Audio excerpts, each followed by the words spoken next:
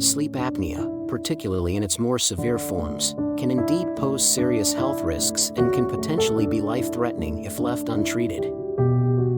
The primary concern with sleep apnea is that it repeatedly interrupts breathing during sleep, which can lead to a host of problems. Repeated episodes of low oxygen levels, hypoxia, can lead to significant cardiovascular strain. People with obstructive sleep apnea are at a higher risk for heart problems and stroke. The strain on the heart from repeated oxygen deprivation can lead to hypertension, heart disease, heart rhythm disorders, and stroke. Dr. Palmer is a leading expert in the treatment of sleep apnea. She cares deeply for her patients and their health.